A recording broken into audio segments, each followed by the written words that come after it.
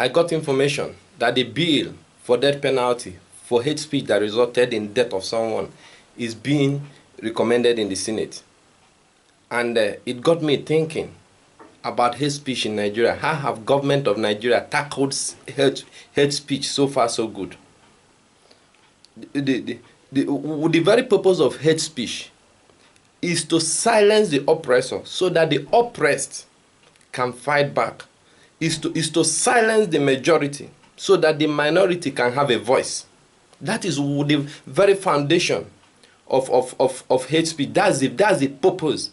So when you silence the oppressor and then you give voice to the oppressed, you silence the majority and give voice to the minority fights back, and then you can reach an equality. And that becomes the beauty of hate speech. That becomes the purpose. Now, but in Nigeria, the reverse is the case. The oppressor uses hate speech, the threat of punishing hate speech, to silence the oppressed. The majority uses the threat to silence the minority. And that becomes bullying, that becomes brutality. It defeats the very purpose. So when I hear that there's such a bill for death penalty, death penalty is a very big punishment. It's a capital punishment. And there are so many things that require such punishment in Nigeria apart from this issue. But the government is focusing on hate speech so much.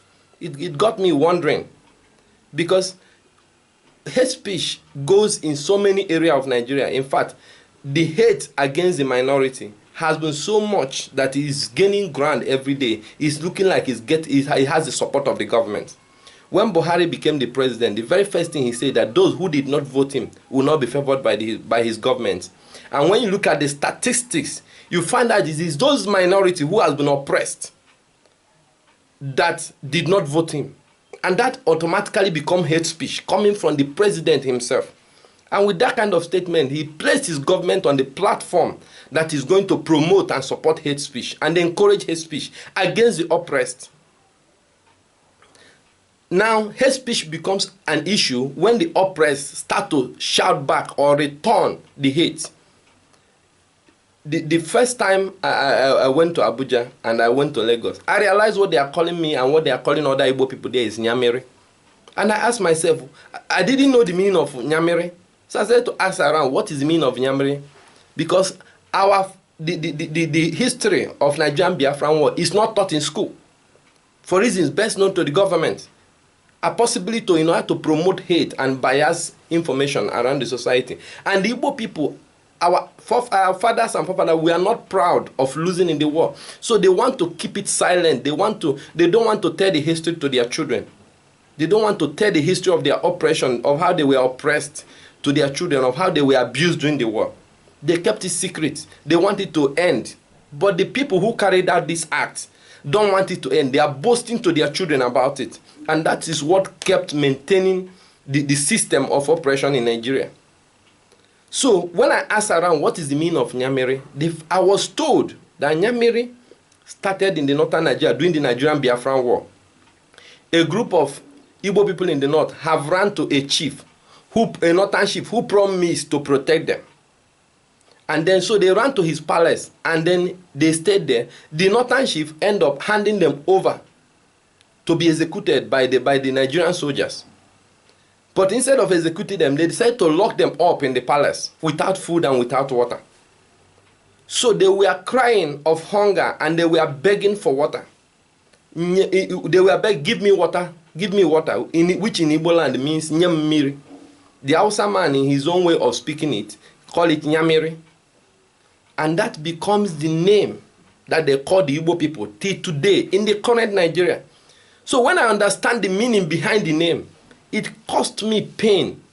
Not that I feel ashamed that somebody will call me that kind of thing, but I feel pain that this kind of human being is still living in this generation. That somebody who will brag about this kind of calamity is still on the same planet with me. It cost me pain. The backward mentality, the animalistic nature of this human being that I'm standing face to face with. It shows how this hate is being incubated against the Igbo people that it became so normal. And well, it happened in Abuja severally. That's the name. It happened in Lagos. To the extent a foreigner who is not even a Nigerian, a Cameroonian who is living in Lagos was also calling the Igbo people Nyamere because he have heard that's what they call the Igbo people. And I asked myself, what does the Igbo man call the Hausa man? The Igbo man calls the Hausa man in Hausa language Aboki, which means my friend. And when you call somebody your friend, the person end up calling you Nyamere. And then you start to know the history of this thing, and you start to ask yourself, what is government doing about hate speech?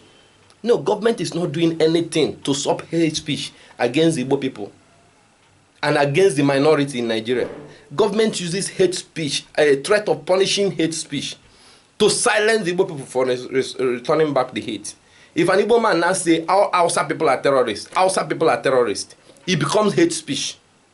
It becomes hate speech. He's in danger already. He can be arrested. But it's very okay to call every Igbo man Nyamere. It's very okay to bring out all kind of hate. In fact, during the last election, the hate has been so incubated, is being practiced. During the last election, the areas outside Igbo land that we have Igbo people, in the northern, in Lagos, and other part of northern Nigeria, what happened there? The Igbos were denied the right to vote. Ballot boxes were blocked from getting to them. When it got to them, somebody came and snatched it from them so that they will not have a say in the government of their country. That is the practice. The hate speech has been so incubated against these people, is taking momentum into action. And the government keeps quiet.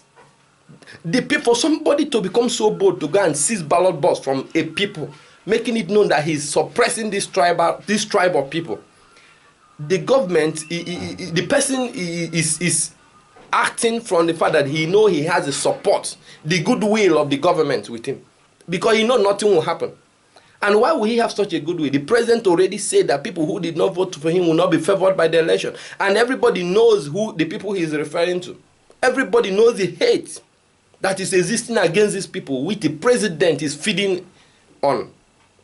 That is where the hate. So when they talk about hate speech, a lot of emotion came out in me, and I was like, when do we as Nigerians start to think like complete human beings?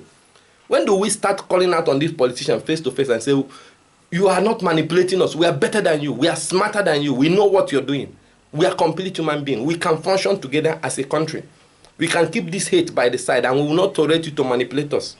That is what it's all about. Because whether we like it or not in Nigeria, we are paying the price for this. Even outside Nigeria, few months ago, South Africans were killing Nigerians in South Africa, killing them on the street, killing them like animals anyhow. Why would they do that? Because they have seen a government that have promoted so much hate in Nigeria, degraded Nigerian human rights, and they know what the government is doing to Nigerians. They know how cows are placed above human life in Nigeria. They have seen so many wrong things done to Nigeria, and even government was okay with it. They know government will not do anything. If an American was if America in South Africa, which there are so many of them there, doing what Nigerians are doing there, the South Africans will not kill him. South Africa will not lay a hand on them. South Africa was able to do it. South Africans were able to do it to Nigeria because they know nothing will happen. Because they don't have respect for Nigerians, because of how Nigerians does not have respect for their fellow Nigerians. But when it's being done inside Nigeria, and then when you return back to Nigeria, instead of us to learn the proper lesson of showing more love to one another, what Nigerians learned from this situation is to transfer more hate. Instead, the idea is believed that most of the people being killed in South Africa are Igbo people. The problem is that when one Igbo man is killed, the Igbo people cry a lot for it. Because we value life. Our culture values life a lot. We don't support killing. We don't support being killed. So that is our culture. That's why we cry. So they think it's Igbo people. So when it now restored back to Nigeria and bring back the same mentality from South Africa, that Igbos in Nigeria deserve to be killed in Nigeria as well, deserve to be discriminated more. That is now a universal phenomenon. That is what the mentality we got from it.